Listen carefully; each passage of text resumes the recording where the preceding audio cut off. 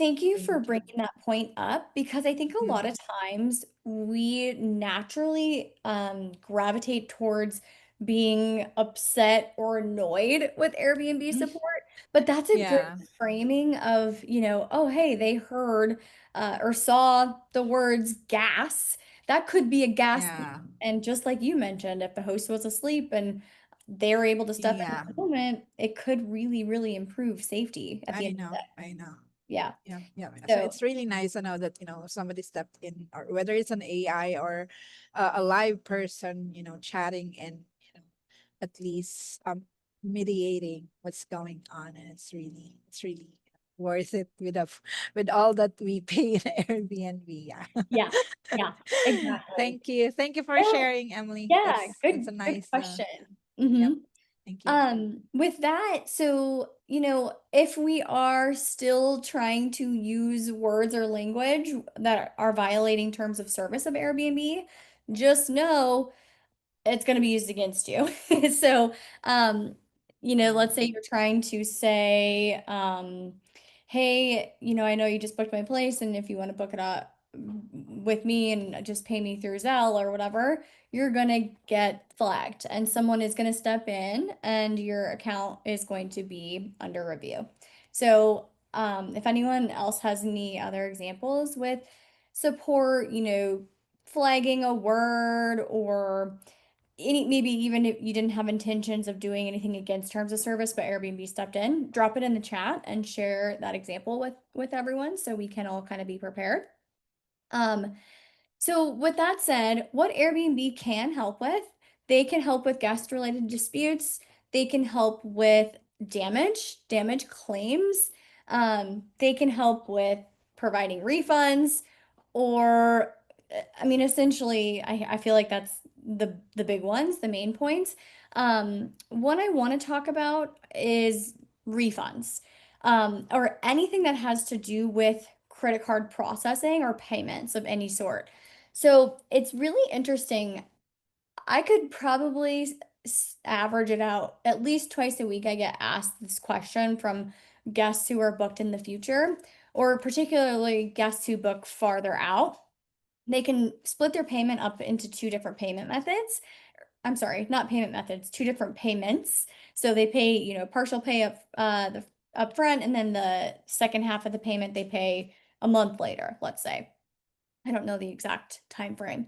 A lot of times guests will reach out to the host or us specifically and say, "Hey, would you be able to run my credit card, a day later?" Or I've had a guest reach out and say, "Hey, I don't get paid until XYZ date. Can you hold off on the withdrawal, or will it still work?" Things like that. In those instances, you guys, that is what the fee that we pay Airbnb is going towards are the credit card processing fees. They're the merchant of record.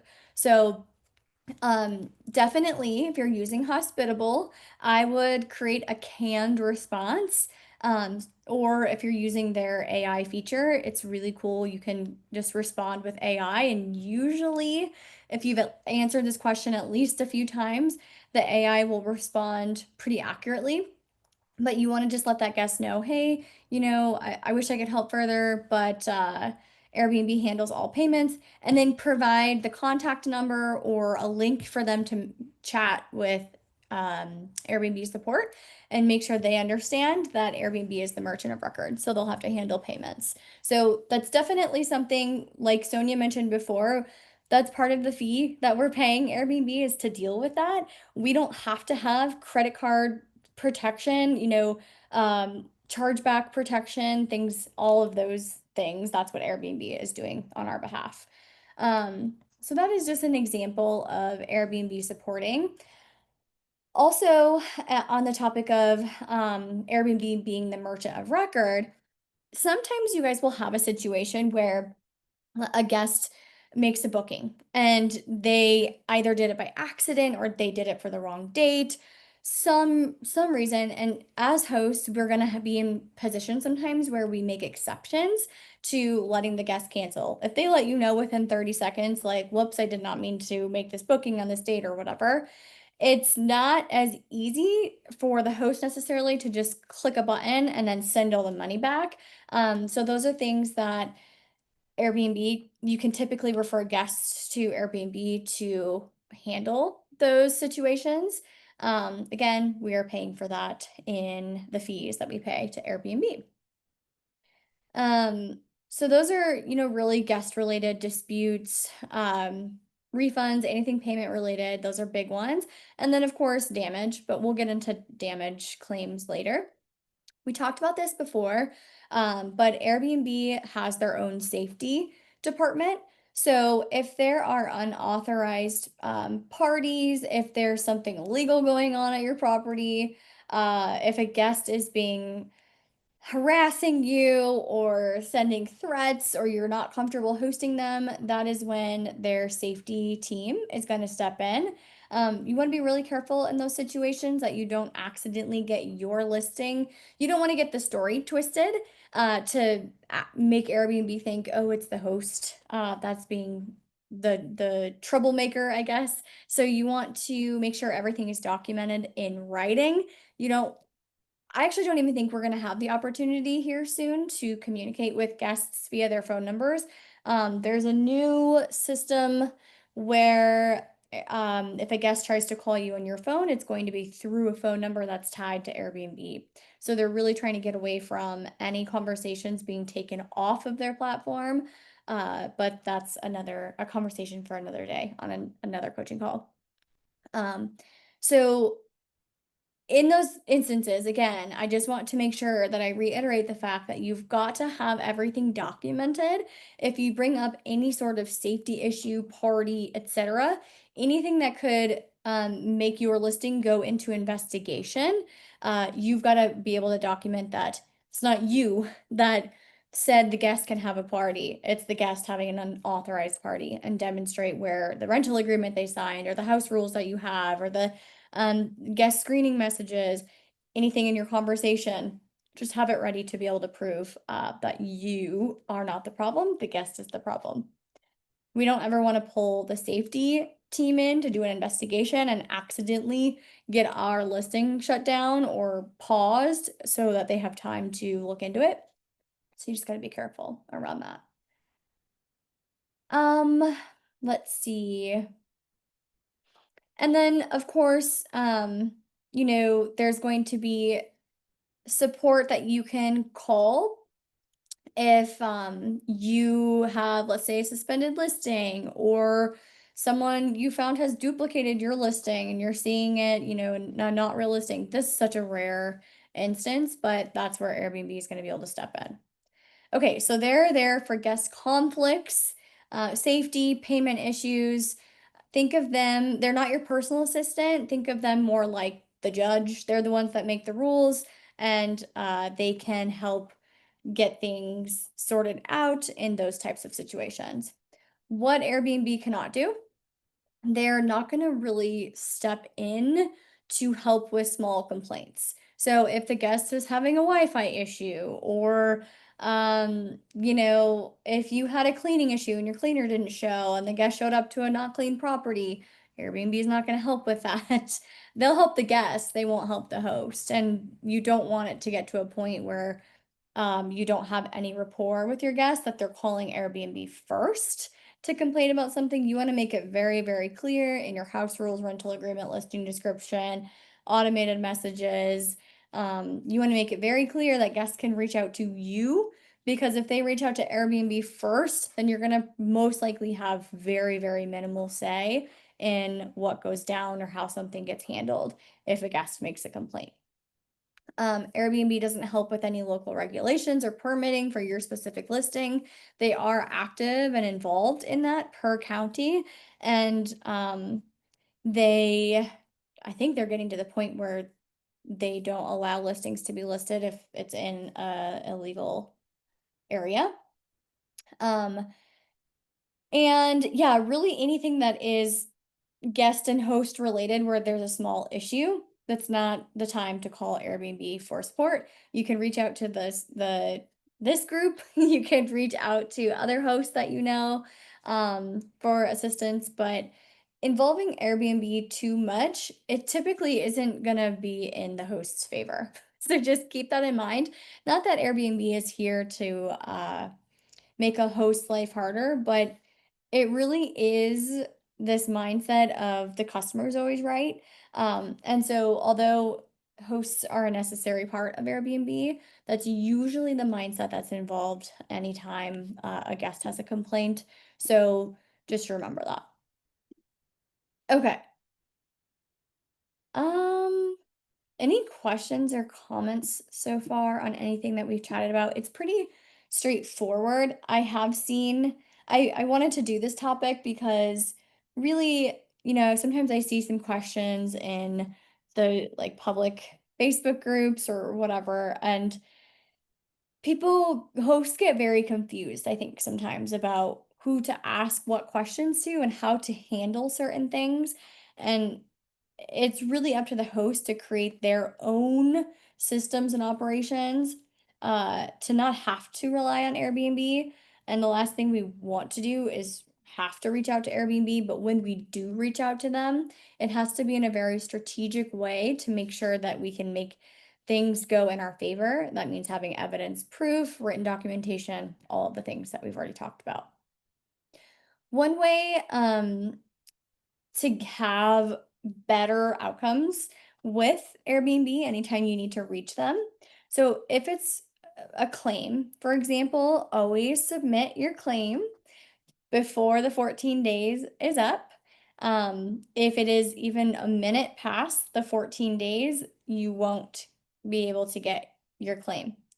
Uh, I know that we talk often about waiting until the last minute to file a claim so you don't get a retaliatory review, but make sure you don't miss the deadline. I see it happen all the time and it's such a bummer because then that guest kind of gets away with it.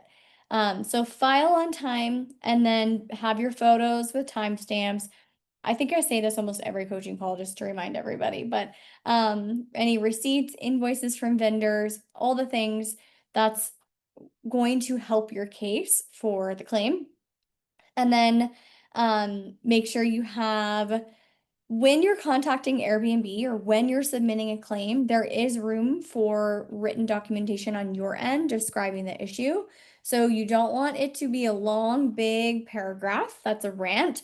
You don't want it to be emotional. It needs to be factual and to the point, and even bulleted, listed out points that are easy to scan. So the longer something is, the more likely it's going to not be read or be misunderstood. So when you're submitting claims or reaching out to support for help with something, keep your text short, sweet, to the point, and non-emotional. You don't want to lose it on a rep if you're on the phone with them. I think that goes for just speaking to any customer service representative, remembering that they are human too, and they do sometimes have the authority to be nice back to you. So, they or not nice back to you as well. So just keep that in mind. Treating Airbnb support just like we would treat our guests. We are factual. We can be, um, I don't think stern is the right word. We can make our point without being rude.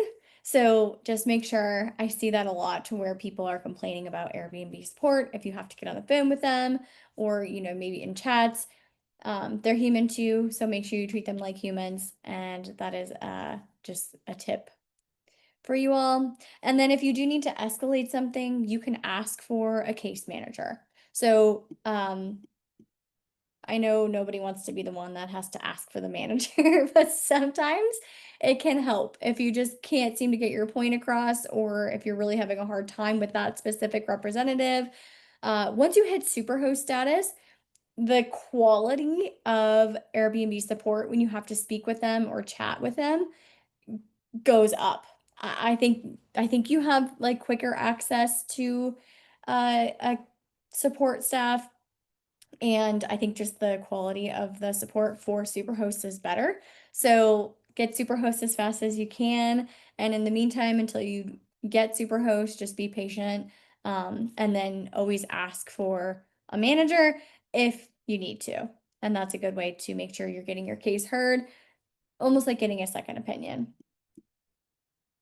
So I guess the takeaway with that is in order to keep things in your favor, it's about facts, not feelings.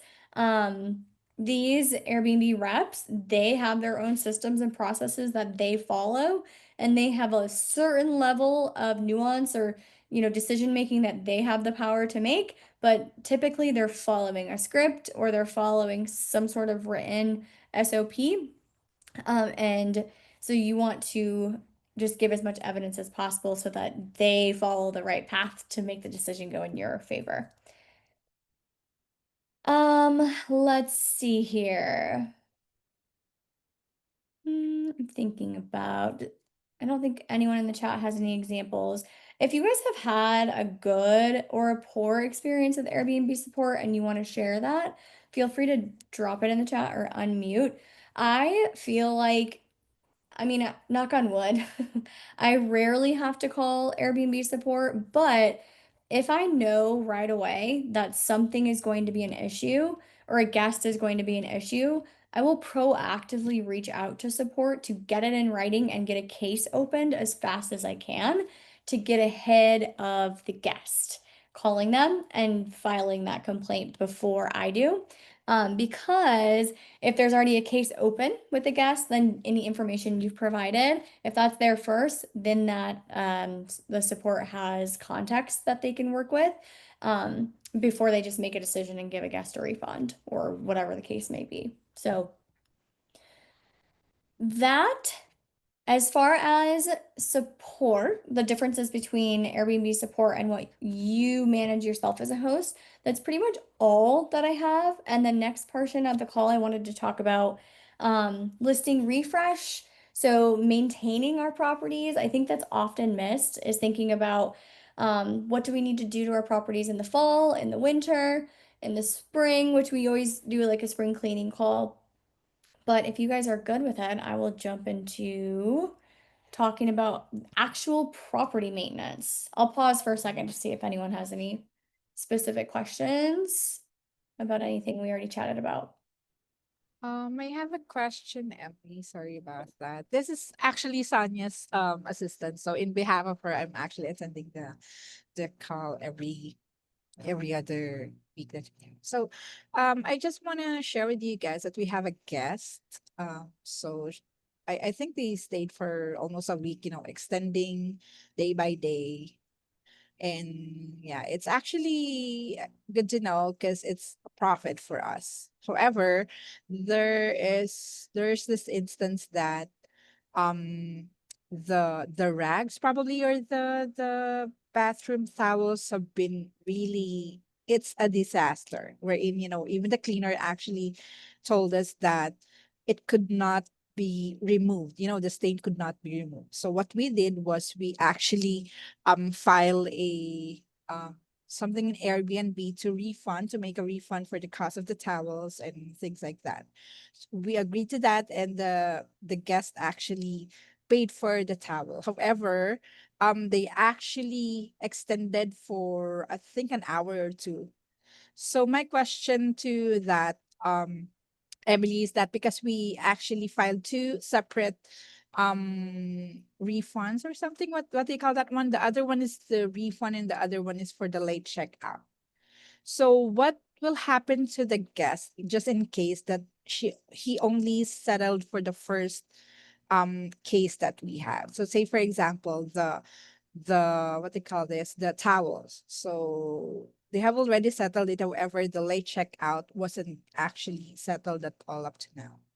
So what will happen if the guest will be checking in again on the next property or something?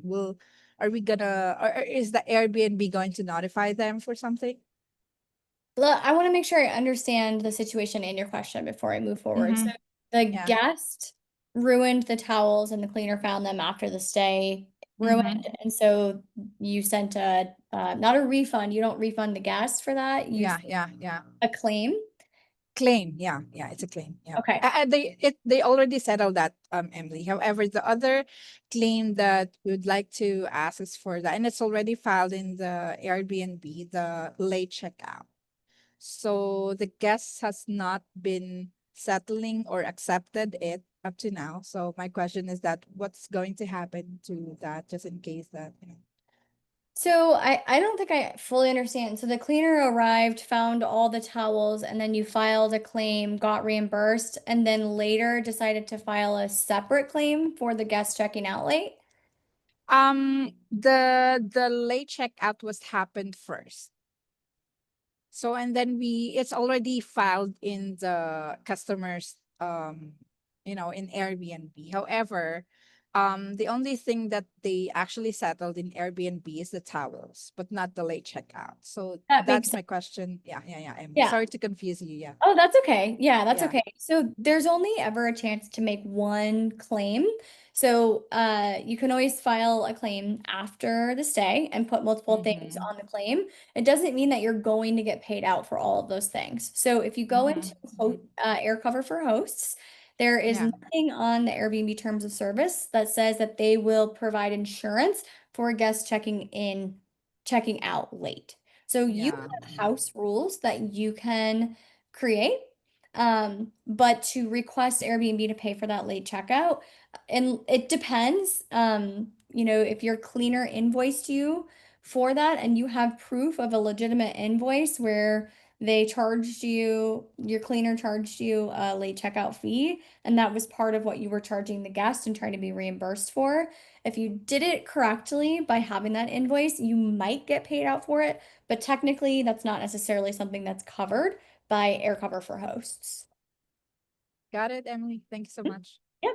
Yeah. I think that it's really hard sometimes because we have our policies and you can always, reach out to that guest and just explain. It sounds like I don't know if the guest paid it out or if Airbnb paid it out. It sounds like Airbnb covered the towels for you.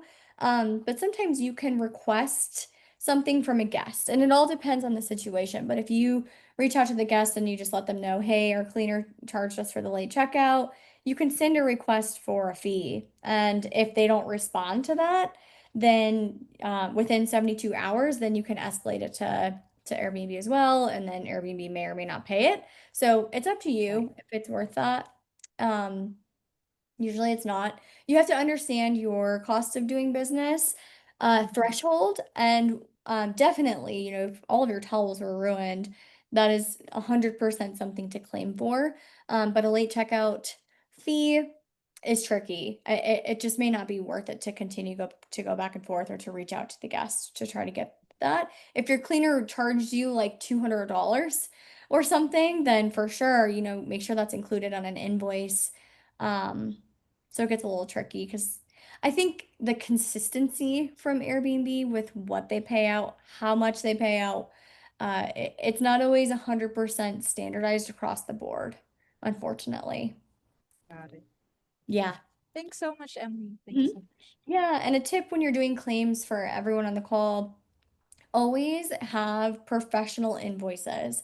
So it's one thing to just say, hey, I'm filing a claim, and then putting an amount and asking Airbnb to reimburse you. It's another thing if you have a legitimate invoice with your cleaner's contact information, their LLC, a graphic if they have a business, and making a legit invoice, and your cleaner should do that for you if they are also a legit business. If not, teach them how, um, so that you can increase your likelihood of getting reimbursed so it looks more legit. All right, great question.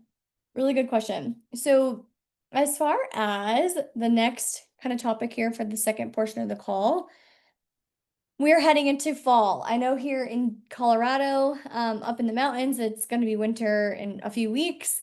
But in Denver itself, it's time to start thinking about the seasons changing. So there are a few things that come to mind.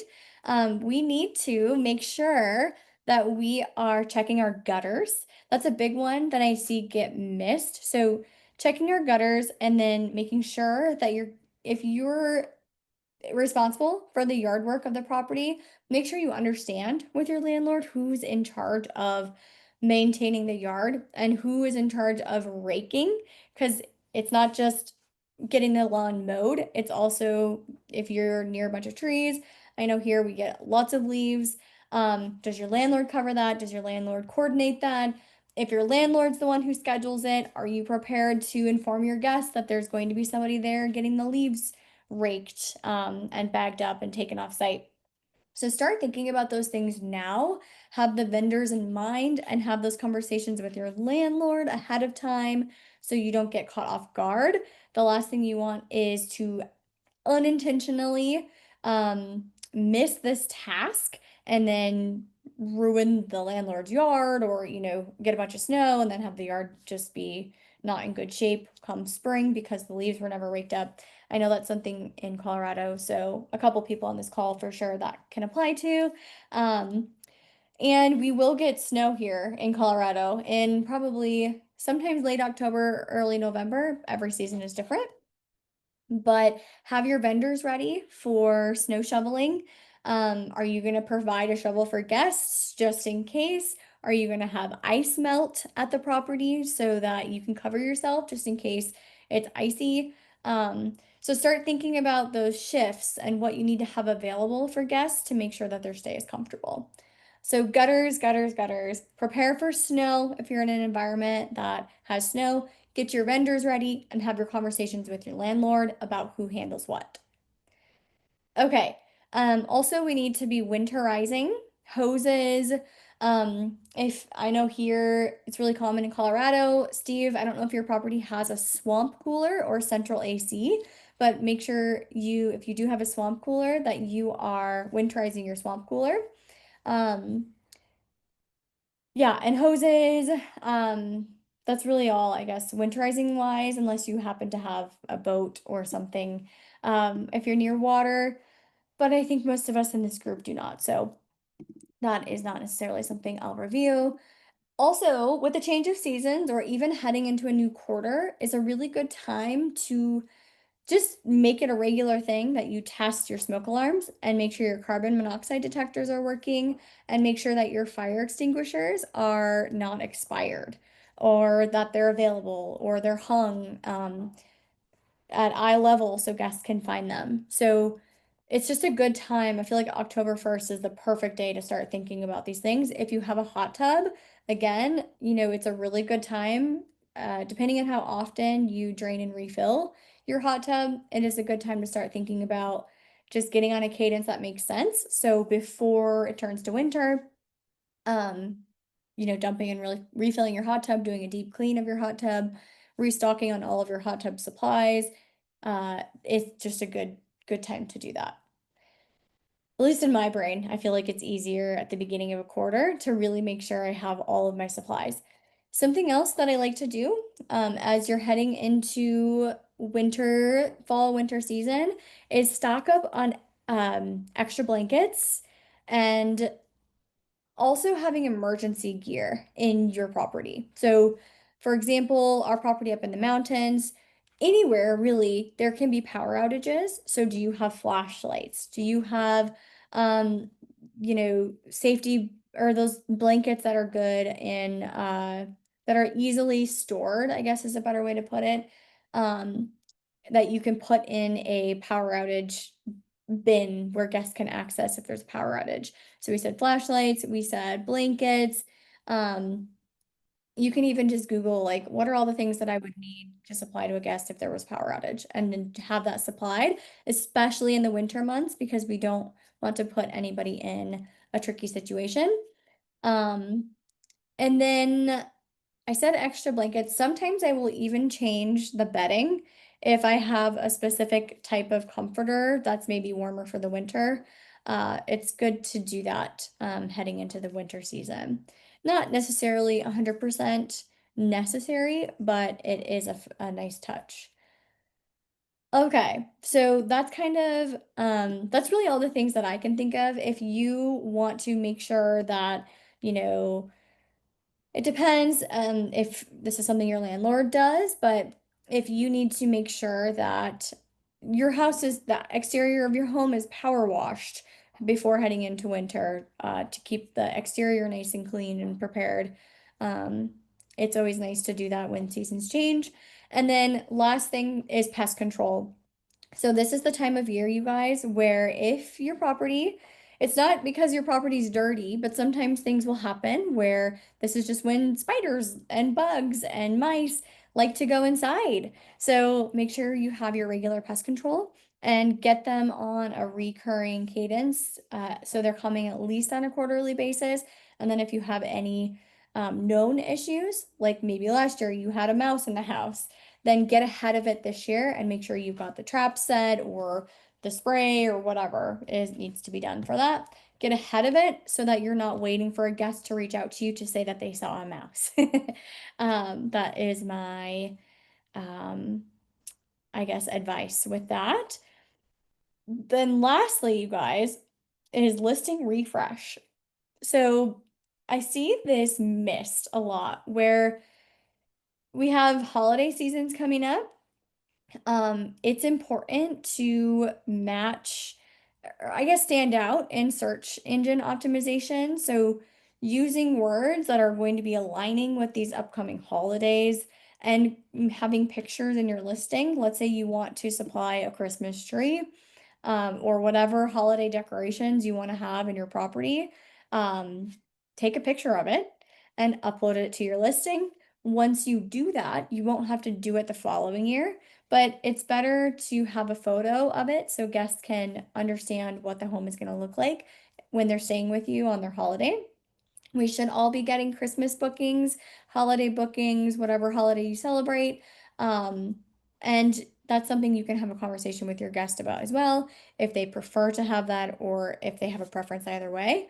But have a picture of it, advertise it in your listing, update your listing descriptions to describe what amenities you add. Do you supply hot chocolate in the winter season? Do you, um, I don't know. There's so many things. Do you decorate for Halloween? What are you going to do that makes your listing stand out?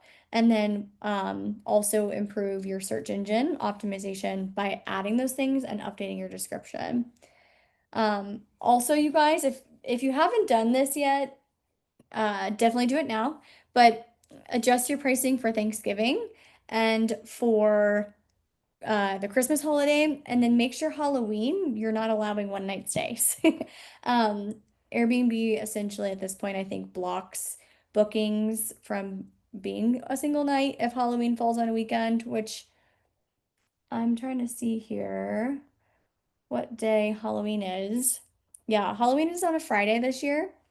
So make sure you have your price lab set so your minimum night stays are not allowing a single night stay on Halloween. You don't want to accidentally host a party, especially a Halloween party. So make sure you're looking at your price lab. So we've got 2 months until Christmas. If you haven't looked at your holiday pricing at this point, expect to get a booking that comes in lower than you'd like. Don't just jack up the prices because you think you deserve that. Look at your comps, see what other people are charging, and then track those comps based on if they're getting booked, when they're getting booked, etc. So we could probably do a whole call. We haven't done a pricing call in a while, so but that would be something that I would do today if you can. Look at I'll recap the holidays. So we have Halloween coming up, Thanksgiving, Christmas, and then New Year's. I like to set my calendar so guests can't check out on the actual holiday. I personally would like to give my cleaners a day off and not have a turnover on a holiday, and I don't want to have to pay time and a half, or I don't want to be managing a turnover on an actual holiday. So I think it's a good thing sometimes to restrict the check-in check-out days. But if you're getting closer to the dates, you've restricted those check-in check-out days and you're still not getting booked, you can lift those if needed. If Because remember, any restriction that we have makes it so we don't survive a filter. And if guests are only filtering to come check in or check out on the holiday, then you're gonna miss those bookings. Um, but yeah, I like to give my cleaners off the day off on a holiday. So that is, I don't know, what did I miss with, oh, Jordan said I added batteries and hot hands. What are hot hands? You don't know what hot hands are? Should I? What are they? You're in Colorado. Maybe you're not cold because you're in Colorado. Uh, they're essentially they're little packets that you can activate, and it keeps your hands warm for colder weather. Yeah. I just added those in case like the power goes out. I feel like it's a safe thing to have. Yes. I also I don't know if you I have propane at one of the properties that I co-host, so like propane, getting make sure propane's refilled was another big one. Yes, good ones. Okay, I do know what hot hands are. I just didn't know they were called hot hands. What Maybe type? they're called hand warmers, and I just call them hot hands. Yeah, I like hot hands better, and I'm definitely adopting that now because I feel like it's way cooler than hand warmers. Yeah, that's a fantastic idea to put hot hands in your power outage prepared box. I think that's a great one. And then let me add the propane tanks. Um, Definitely get those propane tanks refilled and make sure when you're storing your propane tanks, you're not leaving them in a garage. I've seen all sorts of safety issues with leaving propane tanks in a garage. You want them to be stored in an open space. Um, so yeah, check your propane tanks. That's a good one.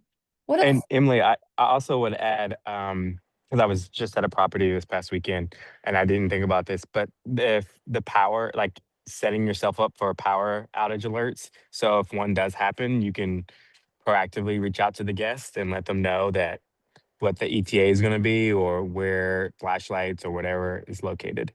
Yeah, that's a fabulous idea. I have those typically. So I feel like Excel Energy is a really common energy company all across the nation. If you just go onto their website, you can sign up. I think they call it Alert Media. But yes, then you can get texts if there's a power outage. So you can stay ahead of it and update your guests. And sometimes I'll even just send our guests the outage map, and they can see the outage. All the homes that are impacted, as well as the estimated time for power to come back on. We actually just had a power outage the other day, and the guest, we proactively communicated. We let them know, we updated them basically every hour until it came back on, and they appreciated that. So you want to be communicating with your guests about that. Yep.